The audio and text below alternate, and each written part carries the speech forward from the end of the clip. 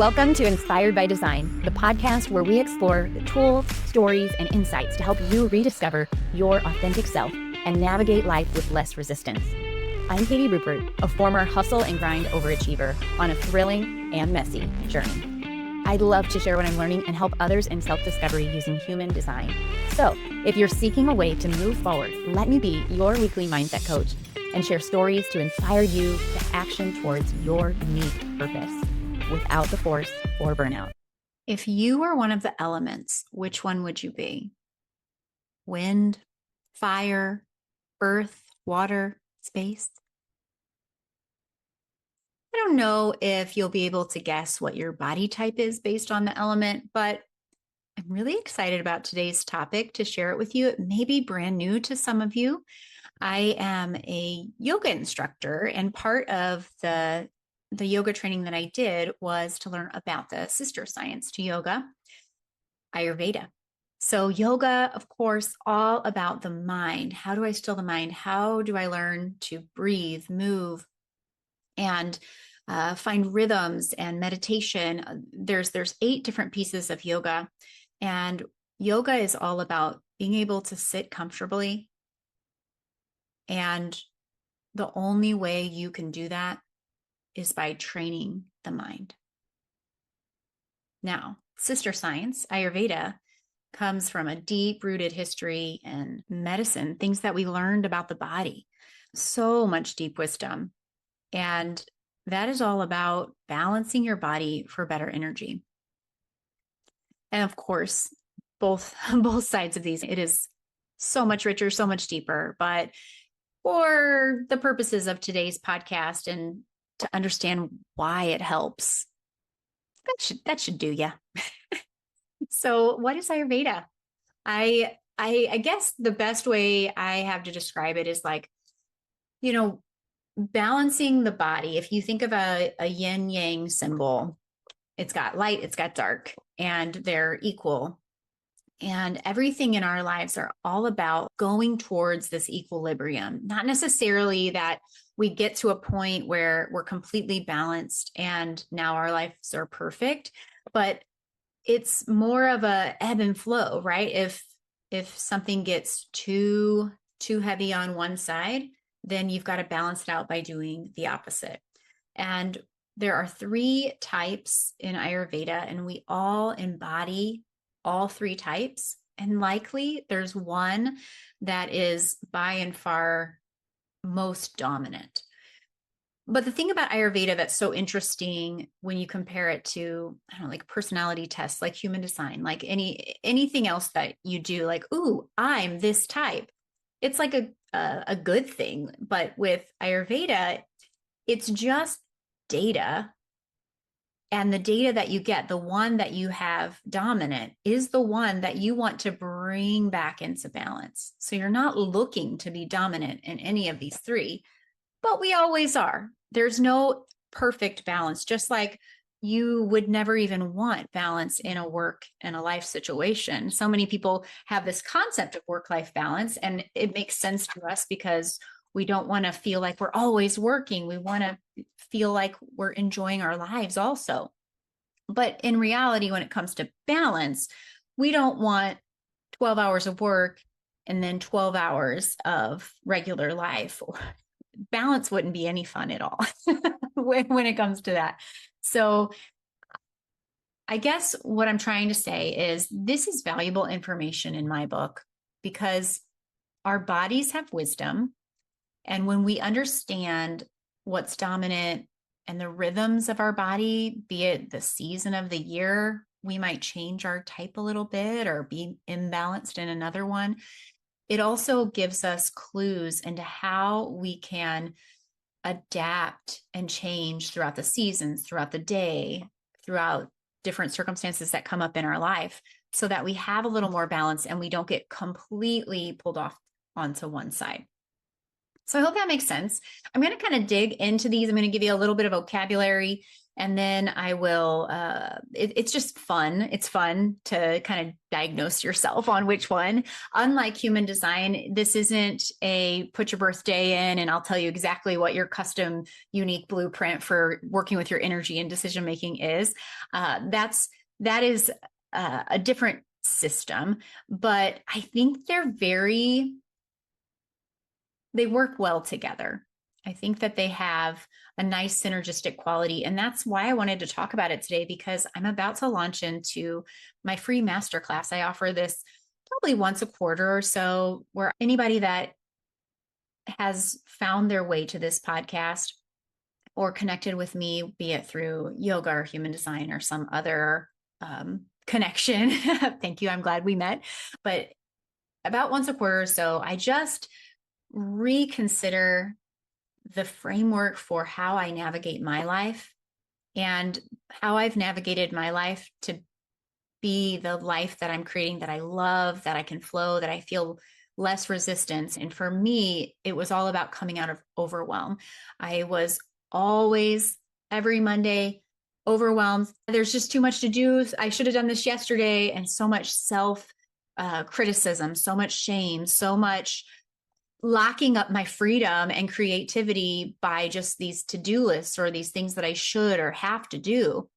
And when I started to go on this journey, first of health, of self-discovery, and then it became through life coaching, mindset work, and yoga taught me how I can rewire my brain, that it is possible to change your habits and beliefs. And it doesn't have to necessarily just be hustle and striving and pushing all the time. It's not all about willpower. So throughout this journey of mine, I've created a pretty solid framework. Now, each one of us are unique and individual. It's why I love Ayurveda. It's why I love human design. It's why I love yoga so much.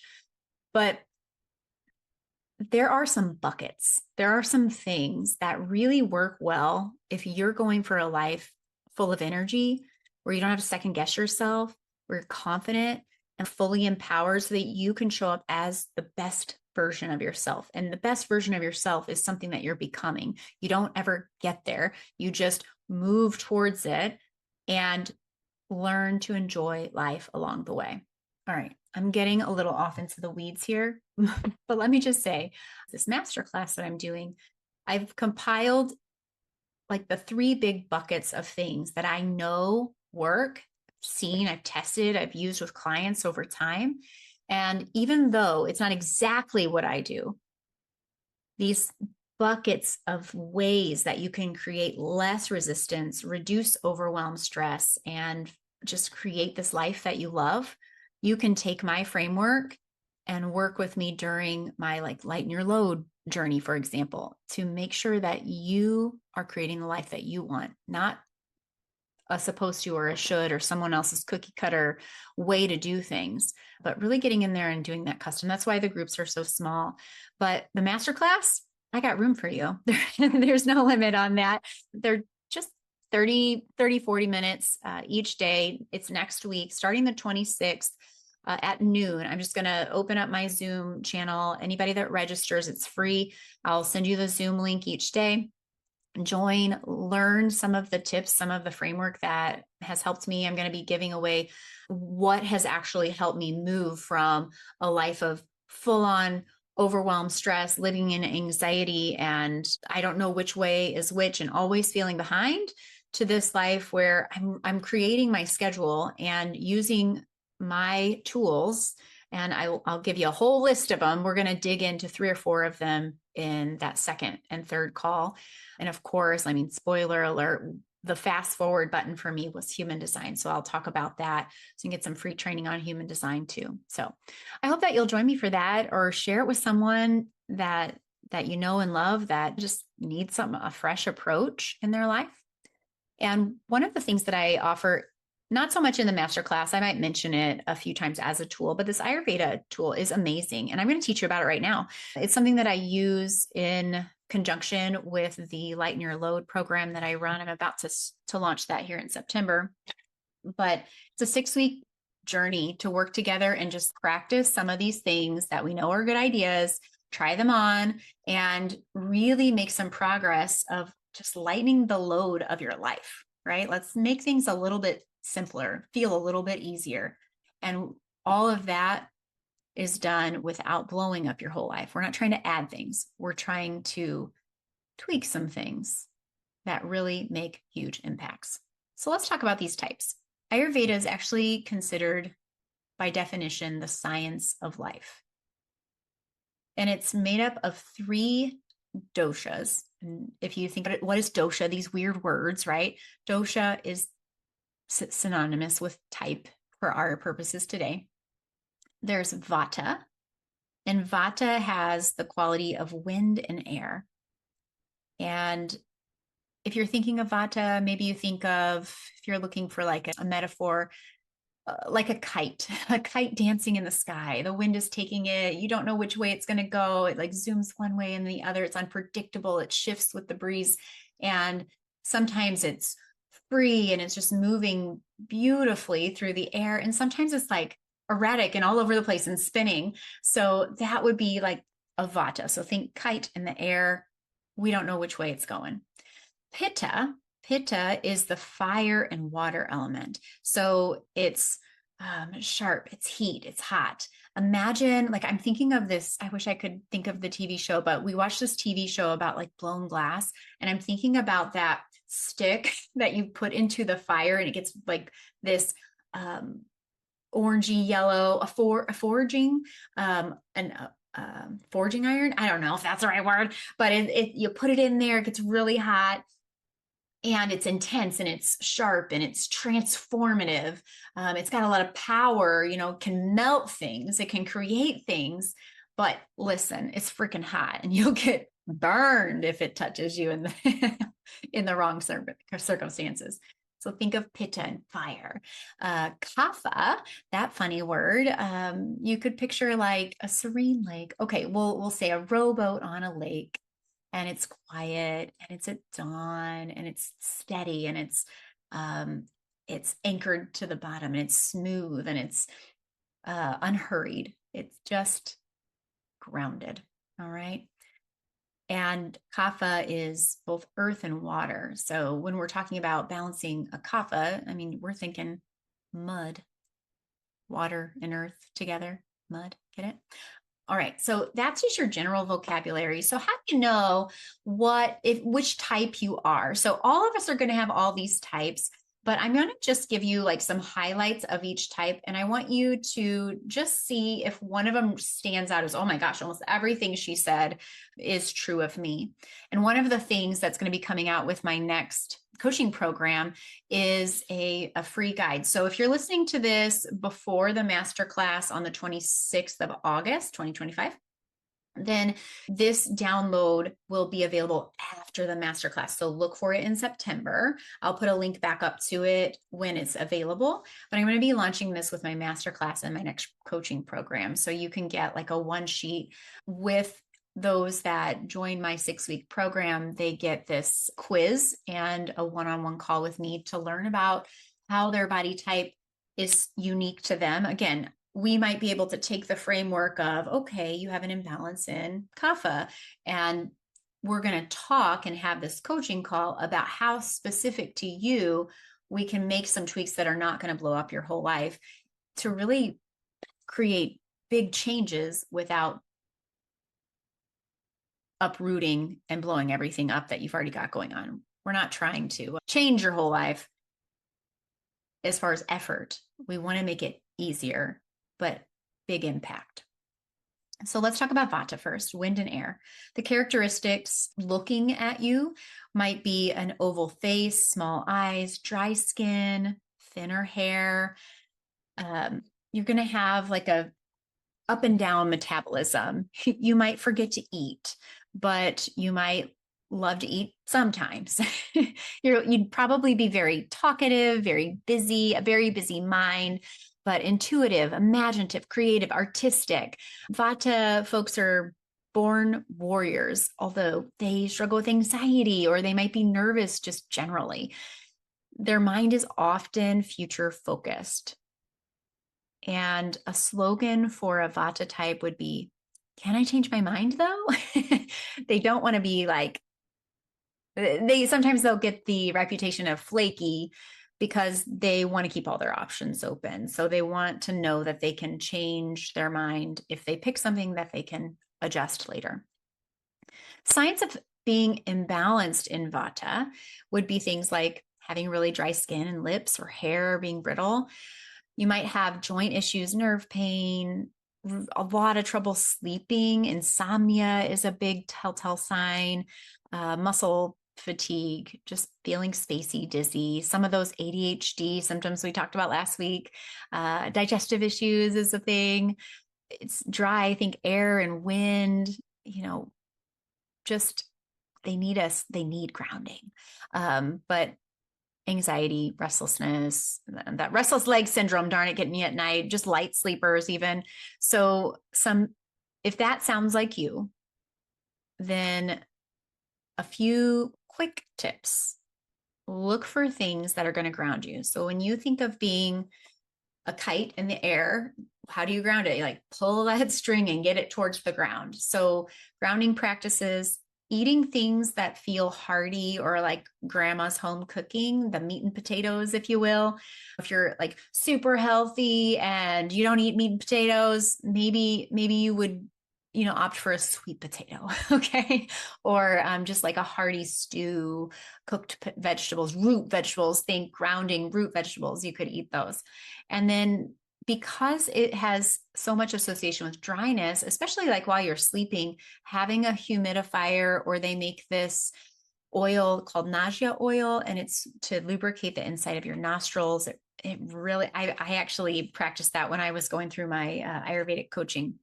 That was one of my favorite little mini tips, was that nausea oil. I use it to this day, just about every night, instead of blowing my nose or having that dry nose. Having that oil is so amazing. It smells good too. Okay, so that's Vata. So is that you? And if so, I hope that you'll run over to the Facebook group and tell me, this sounds like me. What does that mean? I would love to hear from our Vata types, or those that feel dominant there. Okay, so Pitta. This is my dominant type. The characteristics, well, it's fire and water. First of all, those are the elements. And the characteristics are sharp features. Typically they gray quicker and they go bald quicker. They are precise. They're goal seeking. They're list makers. They're witty, opinionated, maybe a little critical. They're irritable or quick to angry. They are always hungry. So these are the hangry people. This is where that comes from. Pitta imbalanced people are hangry. Your slogan, a slogan for a Pitta type, do it my way or hit the highway. Signs of imbalance. So this is where I see Pitta show up in my life personally, is overheating, inflammation, skin irritation, headaches, mouth ulcers, acid reflux, being irritable, agitated, and then perfectionism. Like, I just got to get it right, being defensive, judgmental, even like, so one of the things in Ayurveda is they always talk about poop. So I have to at least mention it for each one, right? Diarrhea is common for our Pitta types. If that sounds like you, is just like hot, sharp, witty, very fast. Okay. Whereas Vata is like fast, but scattered and all over the place. And like, what are you saying? Where are you going? Like, their minds are so fast that like, you feel like they don't know what they're talking about. Pittas are like so sharp, you can't keep up with them. They know what to say. They know when to say it.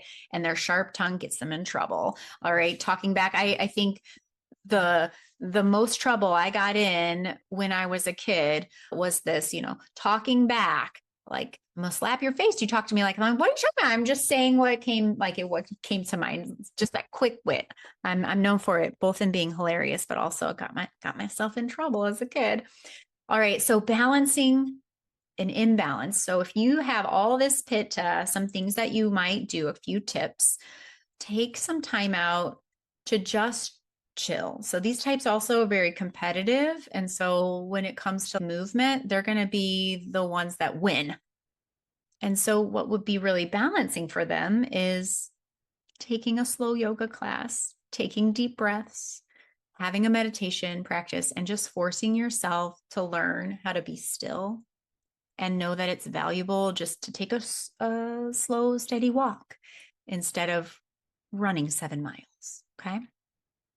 Avoiding spicy foods or reducing heating up foods, things like coffee, fried foods, even making the switch from lemon to lime can make a difference. So I always give here's a free tip for you. Whenever I have people I work with and they're out of balance on their type, typically I have them do what I call an internal shower. So, we always shower in the morning and get the stink off, but almost every type can benefit from an internal shower. All that is a glass of warm water in the morning.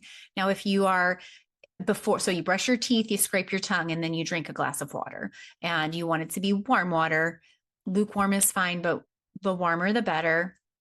And you want to drink a full glass of water. So if you're Pitta, you could add lime because lime is cooling, and Pittas are hot and bothered. You want to cool everything down.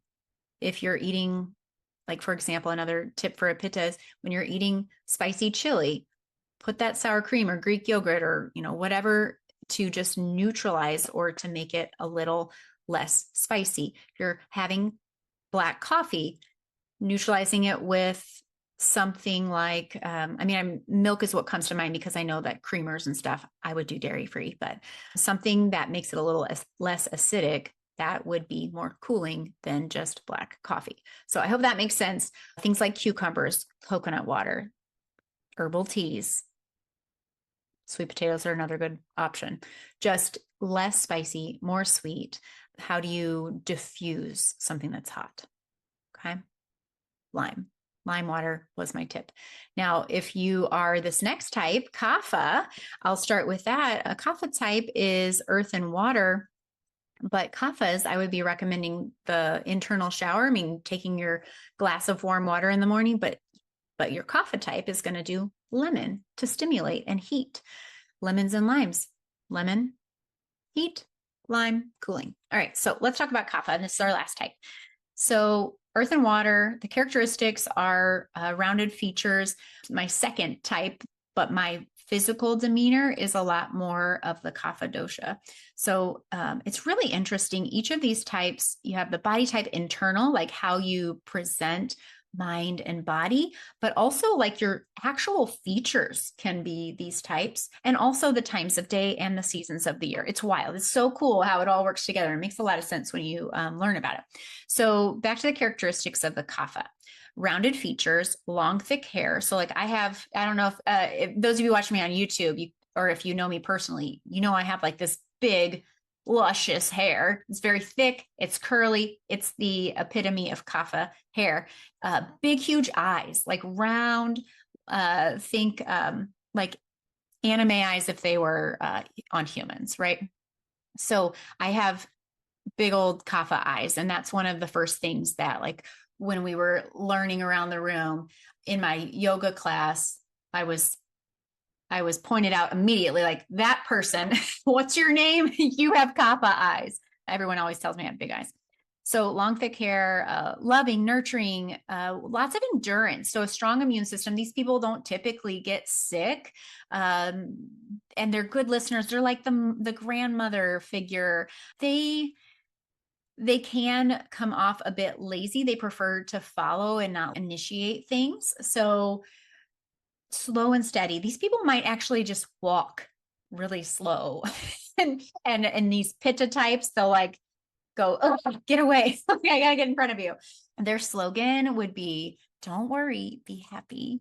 Don't worry, be happy. Or one of my favorite sayings, I saw this like on a coffee mug, it's a picture of a sloth. It says, don't hurry, be happy. I think that one's really fitting for a Kapha type too.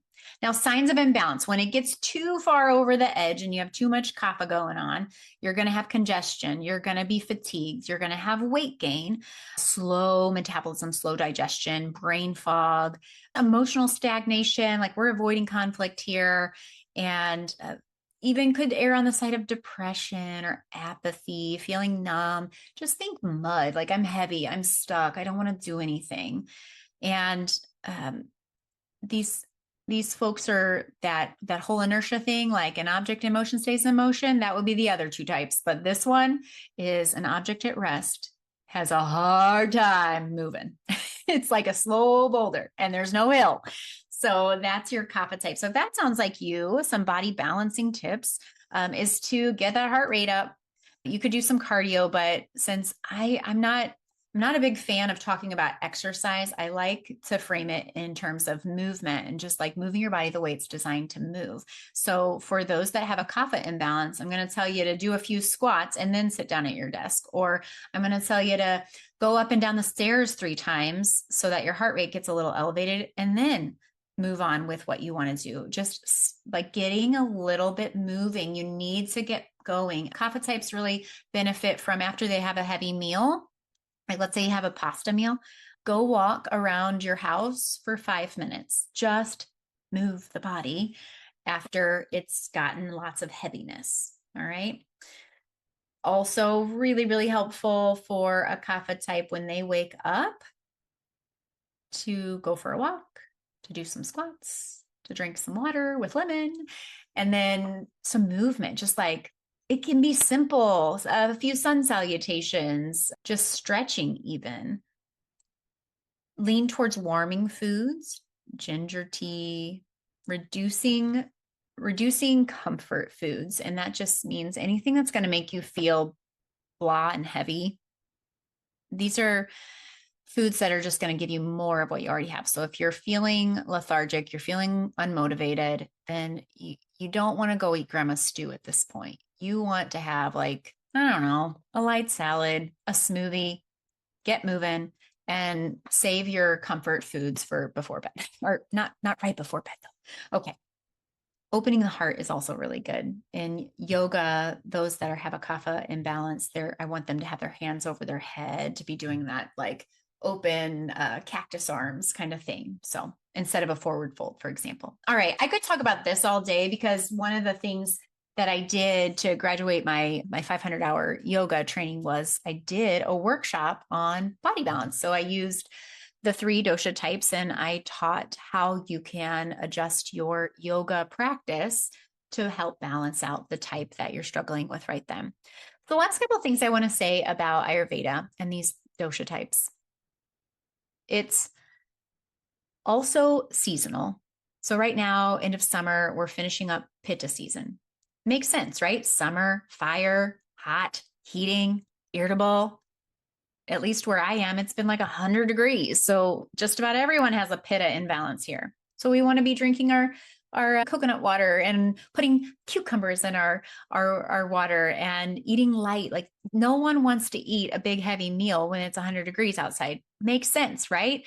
So balancing it out, like all of us are going to have a little bit more prone to going too far based on the season. Fall is going to be your Vata season.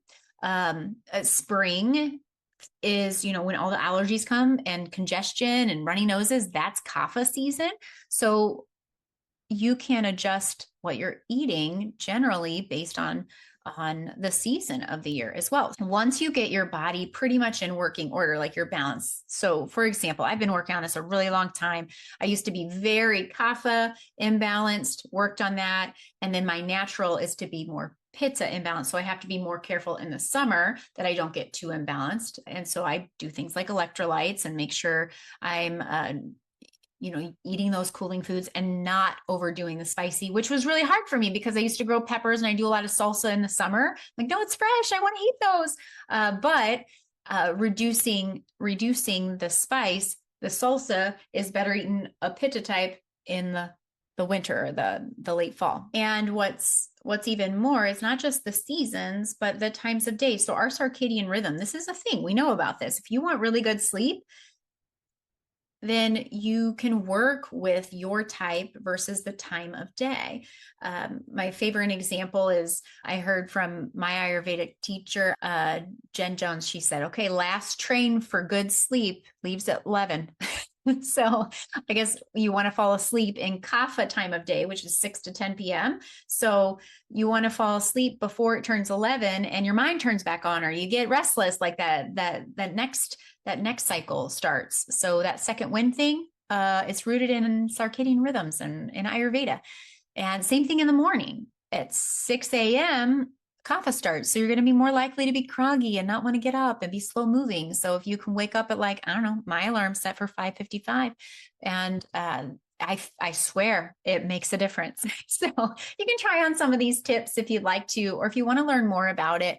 Like I said, if it's after August of 2025, there's going to be a free download for you. I'm saving that for my masterclass. If it's before then, I hope that you'll register for that free masterclass. Whether or not you can make it for the noon calls that go about 30, 40 minutes, you can register for it. I'll send the replay link to anyone who registers, even if you can't make it live. And I would love to have a discussion about this on the Facebook group, or you can hit me up at Instagram, anywhere that you find me. So I guess that's all I have. I'm really excited about next week. So the next time you hear from me, I'll be wrapping up that masterclass. So I sure hope that you join me there. And if not, I'll see you next week here on the pod. I've got a really exciting new thing that I'm doing for this coaching program with sound and custom inner voice work. So basically, you can listen to specific to you sound frequencies and music and balance your body that way too. It's all about finding your way to the life that gives you this rhythm and this flow that feels good. And that's what we're seeking. That's how human design gives you energy. Knowing your Ayurveda, balancing it out gives you energy. And I cannot wait to share more about sound and how I'm going to be using that to help people get balanced as well. It's just so fun. I love it. All right. Have a great day. Make sure you check out the show notes. I got a lot of stuff going on. If you're local to me, a couple of workshops that I'm like super stoked about. I want to meet you there. Okay. Have a good one. Bye. Thanks for tuning in to Inspired by Design with Katie Rupert. If today's episode sparked something in you, I'd love to hear about it. Share your takeaways, subscribe, or even leave a review to help others find the show. For more tools and insights, visit my free Facebook group. And until next time, keep embracing exactly who you are and move forward one inspired action at a time.